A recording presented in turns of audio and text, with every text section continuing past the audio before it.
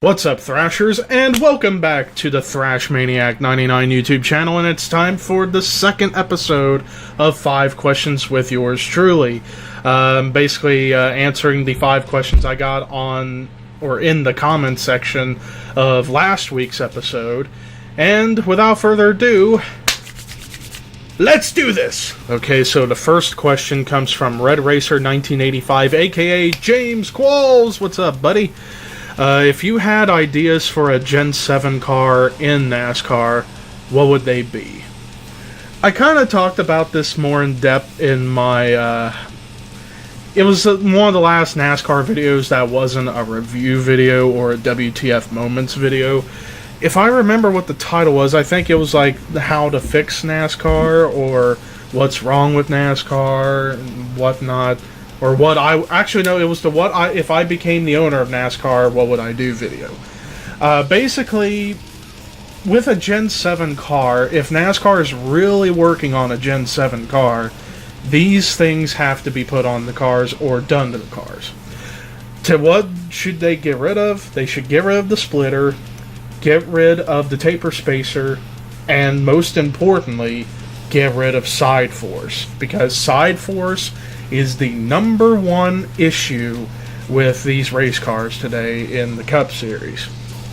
Because they have to rely so much on side force that it takes away downforce and decreases drag to the point whenever they get a run on a car in front of them, the car in front of them causes you to stall out, and that's not very good for racing. So basically those are the 3 things first that they need to get rid of if they are working on a Gen 7 car. Get rid of the splitter for the simple reason that if they spin in the grass and the splitter hits the grass, it just destroys their cars, and that's not a good thing. Either run a valence or a fascia so that way they don't have that issue. Of course, get rid of the taper spacer, and most importantly, get rid of side force. What would I put on the cars?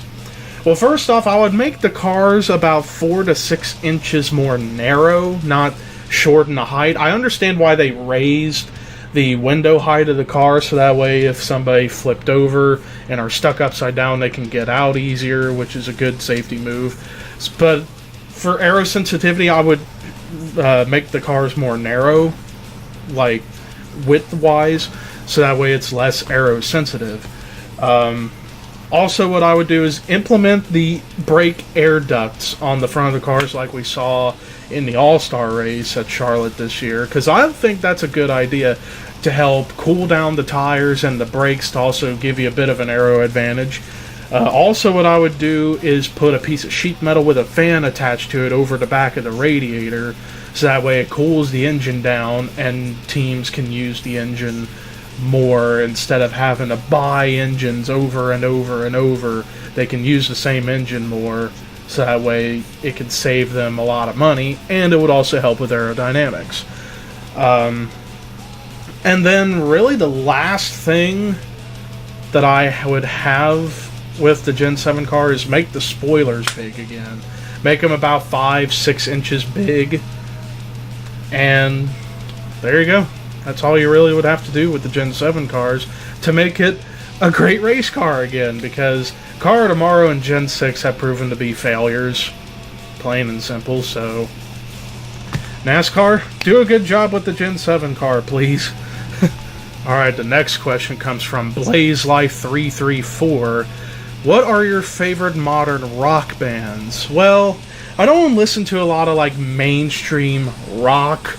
Like, the one rock genre I still listen to that's even modern is metal, so if I were to change it to, like, favorite modern metal bands, well, first and foremost, Avenged Sevenfold is up there. In fact, they're my second favorite band of all time. I really like Mastodon. I really like Trivium, although not so much in Waves and Vengeance Falls.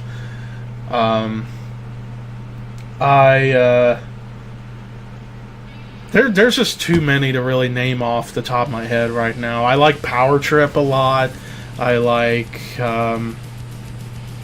Witherscape's a good one. There's too many to name here, so I guess my 5 favorite modern metal bands that have come out since the 2000s are bands like Avenged Sevenfold, Trivium, Mastodon, Power Trip, and to add in a fifth one, I would say perhaps Gojira.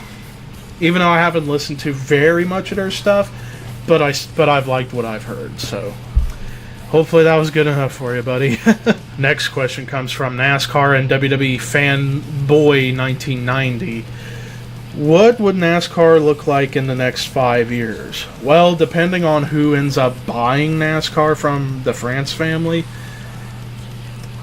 And like I said before in a video where, I think it was last week's episode of 5 Questions where I answered about the questions about NASCAR being up for sale. And I basically said that whoever does buy it either knows what's good for the sport, or at the minimum, listen to the fans and understand our criticisms and work on the problems we've had in the past 10 plus years. But as far as what the sport will end up looking like in 5 years, granted, if the sport's still around in 5 years, if nobody buys from the France family, if we're still going on the same path that we've been going for the past 10 years, then NASCAR, I don't want it to happen, but if NASCAR continues to go down this path, they're not going to be around within the next 5 years. So hopefully things change for the better now. Next question comes from Daniel Rafael de Jesus. I wanted to say it like that. What is your first movie which is a theatrical premiere that you've watched as a kid? Well, the thing about theatrical premieres is that I didn't start going to like actual premieres until Captain America Civil War came out, which that's been 2 years now, which I can't believe. But the first movie that I remembered watching as a kid in a theater, I want to say was the Jim Carrey Grinch movie. I could be wrong. Or it was either the Jim Carrey Grinch movie or it was the Fast and the Furious, the first Fast and Furious movie. It was one of those two, but I don't believe they were theatrical premieres. The first theatrical premiere movie I remembered watching was Captain America Civil War. And ever since then, well, up until Deadpool 2, which I still have not seen yet. I'm hoping to go see it soon. Yeah, but with MCU movies, ever since Civil War, I've seen them either the night before the premiere or on premiere night itself. So, yeah, but to answer your question entirely of what was my first movie, which was a theatrical premiere that I watched as a kid, it was either The Grinch or The Fast and the Furious, and I don't think they were premiere movies. So. Sorry I didn't give a good enough answer to that. It's just my memory is sometimes fucked. And the last question comes from one of my favorite usernames, Fat Fuck Behind a Burning Asshole. What are your thoughts on the band Stone Sour? Any favorite songs, albums, etc.? I'm not too familiar with Stone Sour other than the fact I know that's Corey Taylor's side band that has Josh Rand on guitar and used to have Jim Root from Slipknot in the band, Roy Mayorga on drums. That as far as I know. I've only listened to like one song of theirs, and that was Through the Glass, because that was a big hit for them back in, what was it, like 05, 06 or something like that. But from what I've heard of bits, I listened to their cover of Slayer's Seasons in the Abyss, and it was a pretty solid cover.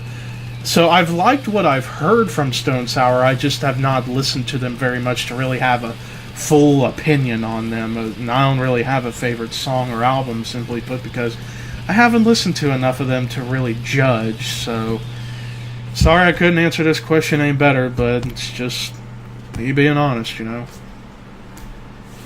And that does it for episode number 2 of 5 Questions with Levi. Be sure to send questions in the comments section below for next week's episode, for episode 3. So, thank you guys for watching. Peace out, and I will see you very, very soon.